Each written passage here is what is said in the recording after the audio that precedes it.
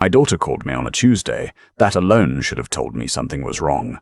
She never called on weekdays. She had her routines. Sunday morning check-ins, the occasional text when something reminded her of me. But Tuesday, just past 7 in the evening, her name lit up my phone screen while I was sitting in the garage, halfway through rebuilding a carburetor on a '68 Mustang I'd been restoring for the better part of 2 years. I wiped my hands on the shop rag and answered, "Dad." Her voice was tight, controlled in a way that meant she was working hard to stay that way. "I need you to listen to me carefully. Don't say anything, don't react. Just listen." I set down the rag. "My daughter, my youngest, my Claire, works as a forensic accountant for a firm in Charlotte. She's been doing it for 11 years. She's good at it. The kind of good that means she sees things in numbers that other people miss entirely. What she told me that Tuesday evening while I stood in my garage surrounded by engine parts and the smell of old grease changed everything I thought I knew about my own family. My name is Leonard Schaefer. I'm 64 years old. I spent 31 years working as a pipe fitter for a commercial construction company out of Columbus, Ohio. Union job, good wages, hard work. I retired at 59 with a pension, Social Security coming in, and a house I'd owned outright since I paid off the mortgage in 2019. My wife Carol passed from ovarian cancer in 2021. That was the worst year of my life, and I say that as a man who has broken 3 ribs on a job site and once drove himself to the hospital with a nail through his palm. Physical pain has a limit. Grief doesn't. After Carol died, I rattled around in the house alone for about 8 months before my older son suggested he and his wife move in. "Just temporarily," he said. "Save money, help me out, keep the house from feeling so empty." His name is Marcus. He's 41, works in sales, always between jobs, always about to land something big. His wife Donna does bookkeeping for a couple of small businesses. I said yes. That was the first decision I'd come to regret. They moved in that October, Marcus and Donna, and their 2 kids, my grandchildren, 8 and 10. Having the grandkids in the house did help with the grief. I won't pretend otherwise. The house felt alive again in a way it hadn't since Carol got sick. I could hear running feet in the hallway. Someone always needed something. There was always a reason to get up in the morning. So I told myself it was fine. That the arrangement was working. That family takes care of each other. I believed that right up until the Tuesday my daughter called. I was doing some contract work, Claire said. Her voice still careful, still controlled. A client referred me to someone at a title company in Columbus. I was reviewing some documents as a favor. Just preliminary stuff, nothing formal. "And Dad," she paused. "I found your name." I didn't say anything. Like she'd asked, "There's a home equity line of credit on your property. It was opened 8 months ago, $140,000, Dad, against your house." I remember the garage felt very quiet suddenly. The fluorescent lights hummed. Somewhere outside, a neighbor's dog was barking. "I didn't open any line of credit," I said. "I know you didn't." Her breath was shaky. "There's a power of attorney on file. It's signed with your name. It was notarized by someone I don't recognize. And Dad, the funds from the line of credit were transferred to an account I don't think you know exists." I sat down on the old stool I keep by the workbench. "How much of it is gone?" I asked. She took a long moment. "All of it," she said quietly. $140,000. Spent over about 7 months. Auto payments, cash withdrawals, a lease on a BMW, home renovation charges, but not your home, Dad. The billing address is an apartment in Westerville. I knew someone in Westerville. Marcus had a friend there. A business partner, he called him. Someone he was always driving out to meet about this deal or that opportunity. Someone I'd never been introduced to, never met, never knew the name of. "Claire," I said, "how did they do this without me signing anything?" "That's what I'm still working through. The notary is someone with a history of complaints. There may have been document fraud involved. But Dad, whoever did this had access to your personal information. Your social security number, your account numbers, your property records." She paused. They had inside access. I looked at the door to the garage. The door that led into my house. the house where Marcus and Donna had been living for 2.5 years. "Okay," I said. "Dad, don't confront anyone. Don't say anything. I need you to act completely normal tonight. Can you do that? 31 years of union work teaches you to keep your face still when you're angry. You learn it, or you find another line of work." "Yes," I said, "I can do that. I'm calling a real estate attorney friend of mine tonight, and I'm driving up to Columbus tomorrow morning. You don't have to do that, Dad." Her voice finally cracked, just slightly. "Yes, I do." I went inside and ate dinner at the kitchen table with my son and his wife and my grandchildren. Donna had made pasta. Marcus talked about a job prospect in Nashville. Always another prospect, always somewhere just out of reach. My grandson told me about a baseball game at school. My granddaughter showed me a drawing she'd done of a horse. I sat there and watched them and thought about $140,000. I didn't sleep much that night. I lay in the dark in the bedroom Carol and I had shared for 26 years, and I went back through every conversation, every signed form, every time Marcus had said, "I just need you to sign here, Dad. It's just paperwork." There had been moments, a few of them, where something felt slightly off, where I'd asked a question and the answer had been smooth and fast, the kind of smooth that means someone has rehearsed it. Where Donna had been in the room, but somehow always busy with something on her phone. I told myself I was being paranoid, that my son wouldn't do that. By 3 in the morning, I understood that I had been doing something people my age do too often. I had confused love with trust. They are not the same thing. Claire arrived at 9 the next morning with a woman named Priya, her attorney contact, who turned out to be a real estate and estate litigation specialist based out of Charlotte. Priya was somewhere in her mid-40s, brisk and efficient, and she'd clearly been working since before she got in the car. Marcus had already left for the day. Donna was upstairs. The grandkids were at school. The three of us sat at my kitchen table and went through everything. The power of attorney was fraudulent. Priya was nearly certain of it within 20 minutes of reviewing the notarized documents Claire had pulled. The notary's commission number didn't match Ohio state records cleanly. The signature, my signature, had been used to authorize the equity line, and then again when the funds were transferred. "Has Marcus ever asked you to sign anything related to the house?" Priya asked. I thought back. He asked me about a refinance about 1.5 years ago, said interest rates were good. I looked at the paperwork and told him I wasn't interested. I liked having the house free and clear. Did he drop it? He said yes. Priya made a note. Did Donna have any access to your filing system, your personal documents? I keep my important documents in a fireproof lockbox in the master bedroom closet. I had never given anyone a key. But about 1 year ago, I'd had to dig out Carol's death certificate for an insurance matter, and I remembered Marcus had been home that day. I remembered him standing in the doorway of the bedroom while I opened the box. I told Priya that. She made another note. "We need to move carefully," she said. "Right now, this is fraud and identity theft, potentially forgery. These are felonies, but we need to build a complete picture before anything moves forward. If Marcus and Donna realize they've been discovered before we're ready, they could move assets, leave the state, complicate things significantly." She looked at me directly. "Can you continue living here normally for a little while longer?" I thought about the pasta dinner the night before, my grandson's baseball story. "How long?" I asked. 2 to 3 weeks, maybe less." "Yes," I said, "I can do that."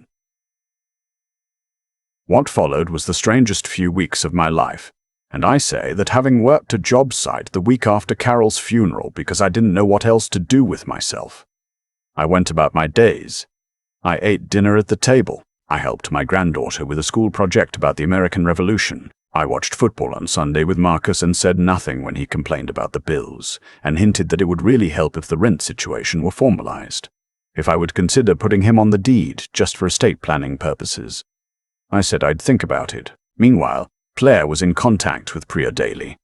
Priya had brought in a forensic document examiner, a retired FBI agent named Gus, who she used regularly, and he confirmed within 10 days that the notarization had been fraudulent. The signature had been traced, The notary, a woman who worked out of a UPS store in Ghana, had a prior complaint filed against her in 2019 for a similar matter.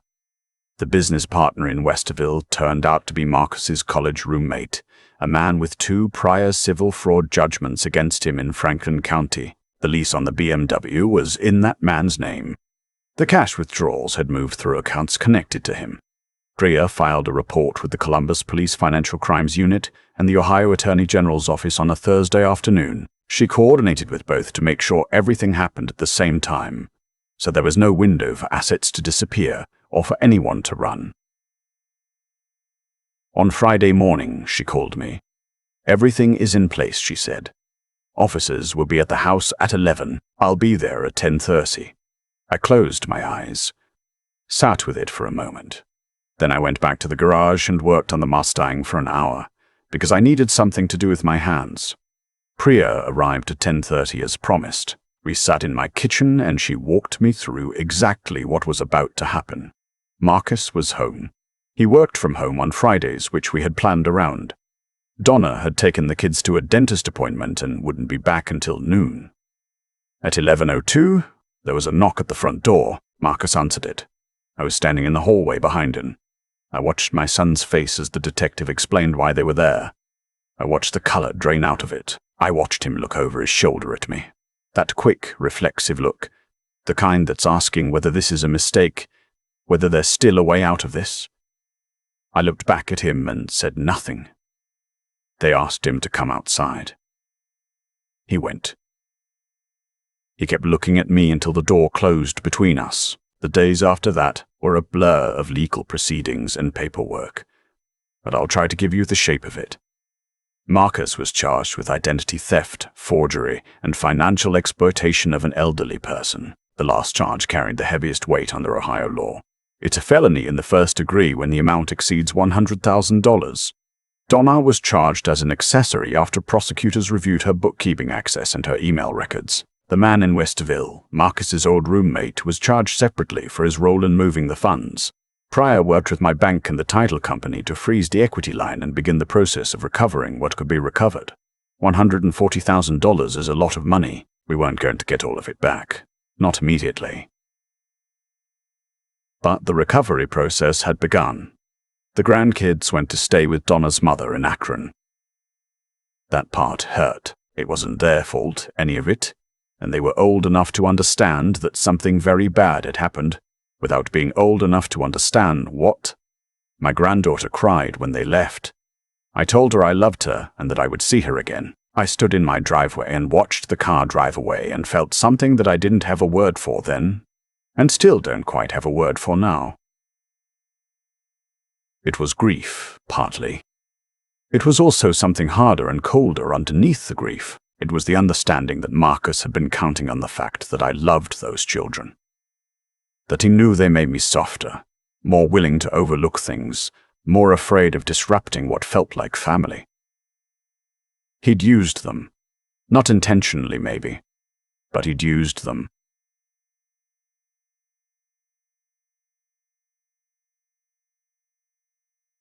That he'd used them 2 weeks after the arrest. Marcus called me from his lawyer's office. He hadn't been held. He'd made bail, and I hadn't seen him since the police walked him out my front door. I answered, "Dad." His voice was different from what I expected. Not the smooth, practiced tone I'd gotten used to. Something smaller, younger. "Can I come over? I need to talk to you." "No," I said. "You can talk now, on the phone?" A long pause. "I know there's nothing I can say." "There isn't. I want you to know. The kids had nothing to do with any of it. They didn't know. I know that, Marcus. And Donna? She didn't understand what she was getting into. I told her it was a..." He stopped.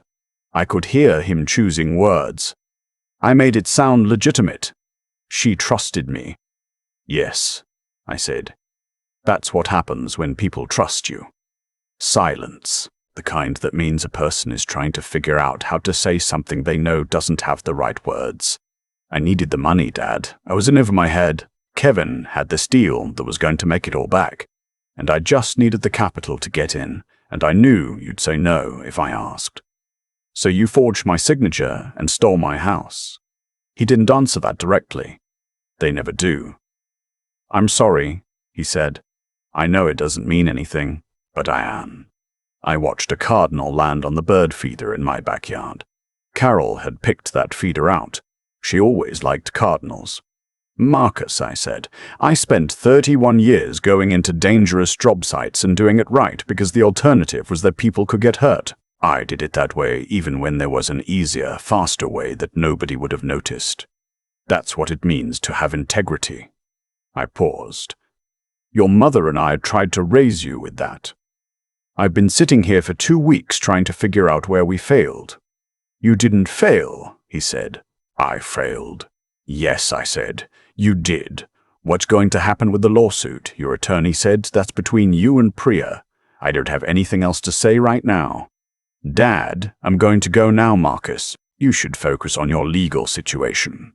I hung up and sat very still for a while. Then I went back to the garage. The legal process took months, the way legal processes do. Marcus took a plea agreement, the prosecution had strong evidence, and his attorney knew it. 18 months in a minimum security federal facility, 2 years of supervised probation, and restitution on whatever portion of the $140,000 the court could recover through asset seizure. The man in Westerville took a separate plea, a longer sentence because his record made him a worse bet for leniency. Donna's charges were reduced when the evidence showed her involvement had been largely at Marcus's direction. She received probation, community service, and a civil judgment. The civil suit moved forward at the same time. Priya was thorough and she was relentless, and the combination of the criminal plea and the document fraud evidence made the civil case what she called a formality. The court entered a judgment in my favor. Between the asset seizures and the restitution orders, I recovered about 85 cents on the dollar. Not everything, but most of it, eventually. I sold the house. I don't say that lightly. That house was where Carol and I raised our children, where I put down the hardwood floors in the living room myself over 2 weekends in 1998, where my grandchildren had taken their first steps. Every room had something in it that belonged to 26 years of a life with someone I loved, but it also had the room where Marcus had stood in the doorway while I opened my lockbox. It had the kitchen table where I'd sat through dinner after dinner, watching my son and his wife and feeling something wrong without letting myself name it. There were too many versions of that house layered on top of each other now, and I didn't want to live in all of them simultaneously. I found a good buyer, a young couple. First home, they had a toddler and another one on the way. The husband had a firm handshake, and they both looked at the house with the kind of hungry hope that I remembered from when Carol and I first walked through it in 1991. "It's a good house," I told them. "Good bones. You'll be happy here." I meant it. I bought a smaller place about 20 minutes away. A ranch house, 1 story. My knees are starting to complain about stairs. A 2-car garage, which is the main thing I need. The second bedroom became a workshop, and I brought over the tool chests and the parts cabinets and the Mustang, which I finally finished that winter. Ran it down the driveway for the first time in February, and it sounded perfect. 31 years of pipe fitting taught me patience, and it taught me that things work right when you put them together correctly, and there's no shortcut that doesn't cost you something later. Claire visits when she can. She's the one who caught all of it, who drove 4 hours on a Wednesday morning because her father's name appeared in the wrong document, and I don't have the right words for what that means to me. Some things are too important for the words we have. She worries about me living alone. I tell her I'm fine, and the difference now is that I'm telling the truth. About 3 months after Marcus started his sentence, I received a letter. His handwriting on the envelope. I recognized it from birthday cards going back 40 years. I stood at the mailbox for a moment before I opened it. It was 2 pages, handwritten. He said he'd been in a program. They had counseling available, group sessions, one-on-one. He said he'd been trying to understand how he'd gotten to the point of doing what he did. He talked about the pressure he'd been feeling about money, about feeling like a failure, about the way Kevin had made everything sound reasonable, step by step. until the step where he stood in my bedroom doorway, watching me open my lockbox. He said he didn't expect forgiveness. He said he just needed me to know that he understood, finally, what he'd done. Not the legal version of it, but the actual version, that he'd looked at his father and seen a resource, and that he'd been too afraid and too greedy to look harder. He said he was sorry. He said he was sorry. He said he loved me. I read it twice. Then I put it in a drawer in my workshop, next to a photograph of Marcus at about 8 years old, standing next to me at a job site I'd brought him to one summer Saturday. He's wearing a hard hat 3 sizes too big, and he's grinning like the world is the best joke he's ever heard. I didn't write back. I'm not ready for that. But I kept the letter. I've thought a lot about what I would tell someone else in my situation if they asked. Another man my age, someone whose adult child had moved back in, and who was starting to notice small things that didn't quite add up. I've turned it over many times, trying to find the useful version of it. Here's what I've come to. Love is real. The love I have for Marcus is real, and it didn't go away when I found out what he'd done, and it hasn't gone away since. That's not a comforting thing, exactly. It's just true. You can love someone and still refuse to let them destroy you. You can want the best for a person and still hold them accountable for what they've done. Those two things can exist in the same person at the same time. I know that, now in a way I didn't before. The other thing I've come to is this. Pay attention to the small things. Not because you should be suspicious of everyone around you, but because your instincts are real. That slightly too smooth answer. That moment where someone was in the room while you did something private, and you didn't quite register it at the time. Your gut is not paranoia. It's information. Respect it, and if your adult child lose back in, and sometimes they need to, and sometimes it's genuinely the right thing. Keep your legal identity your own. Keep your documents secured. Keep a trusted person outside the household who knows your finances. Not because your family is going to betray you, but because the alternative, if something goes wrong, is that you're alone with it. Carol would have seen through Marcus in about 48 hours. She had that quality, she loved him completely, and she could still see him clearly. I was always the one who needed more time. I always wanted to give people one more chance to be who I believed they were. I'm working on finding the balance between that quality and the other one, between faith and sight, between keeping the door open and knowing when to close it. The Mustang sits in the new garage now, finished. I take it out on weekend mornings when the weather is good. Down through the countryside south of Columbus, windows down, the engine doing what it was built to do.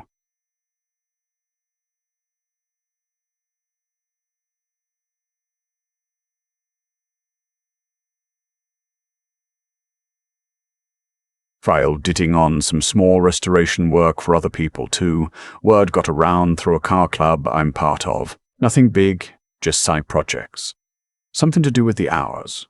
Last month, a man brought me a 1971 Chevelle with a seized-up engine and a lot of hope. We talked for an hour about what it would take to bring it back. He's the kind of person who understands that some things are worth fixing if you're willing to put in the time. I told him I'd have it running by spring. My granddaughter sent me a drawing in the mail last month, a horse, like the ones she'd shown me before, but more detailed now. She's been taking art lessons.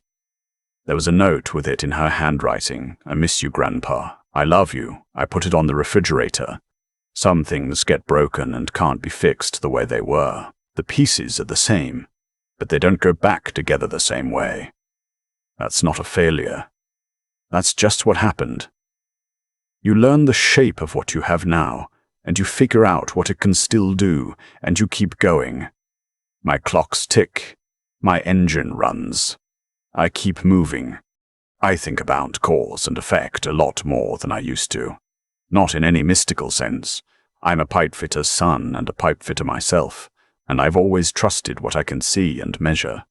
But the longer I sit with what happened, the clearer the chain becomes, every link connected to the one before it. Marcus didn't wake up one morning and decide to steal from his father. That's not how it works. It started smaller. A bad business decision, then another, then the shame of it, then the borrowing, then the covering up of the borrowing. Each step made the next one feel more necessary. By the time he was standing in my bedroom doorway watching me open my lockbox, he had probably convinced himself that he didn't have a choice. That's what debt and desperation and the wrong kind of friend will do to a person. They'll make theft feel like problem solving. I'm not saying that to excuse him. I'm saying it because I think it matters to understand how people end up in those places. Not because they're born bad, but because they make small compromises and then larger ones, and somewhere in the middle, they stop being able to see themselves clearly. Marcus stopped seeing me clearly too. I became a number on a balance sheet, a house with equity, a problem with a solution attached to it. What I keep returning to is the question of what I could have seen earlier. I had instincts. There were moments, a too smooth answer here, a glance between Marcus and Donna there, where something registered and I chose not to follow it. I called that love. I was being generous to myself. It was partly love, yes, but it was also avoidance. It's painful to suspect your own child. It's easier to decide you're being paranoid and go back to the garage. Claire didn't avoid it. She saw my name in a document where it shouldn't have been, and she drove 4 hours the next morning. That's what integrity looks like in practice. Not a grand gesture, not a speech, just doing the hard thing immediately when you see it needs doing. She's always been that way. I like to think Carol and I had something to do with that, though Claire would probably say she got it from her mother. The thing I want to say, if any of this is useful to someone else, is this. Resilience isn't about being tough. I spent 31 years in construction, and I know plenty of tough men who fell apart when something real came for them. Resilience is about continuing to act correctly, even when it costs you something. Even when the correct action means moving against someone you love. Even when it means sitting at a dinner table for 3 weeks and keeping your face still while your son talks about Nashville job prospects and your granddaughter shows you a drawing of a horse. You do the right thing because it's the right thing. And then you live with the outcome, whatever it is. Marcus will get out. He'll be in his mid-40s, starting over, with a federal record and a debt he'll spend years paying back. That's the shape consequences take when you defer them long enough. They don't disappear. They just accumulate interest. The man in Westerville learned the same lesson in a harder way. I don't know what Marcus and I will be to each other when enough time has passed. I kept his letter. I keep the photo of him in the oversized hard hat, grinning. Those things are real too. They don't cancel out what he did, but they don't disappear either. What I know is this. I still have my house, a different one. Better for me. I still have my garage and my tools and the Mustang running the way it was built to run. I still have Claire and my granddaughter's drawings on the refrigerator. I have a Chevelle in the shop that's going to run by spring. I lost something I can't get back, and I kept everything that actually mattered. That's not nothing. That's, in fact, most of it.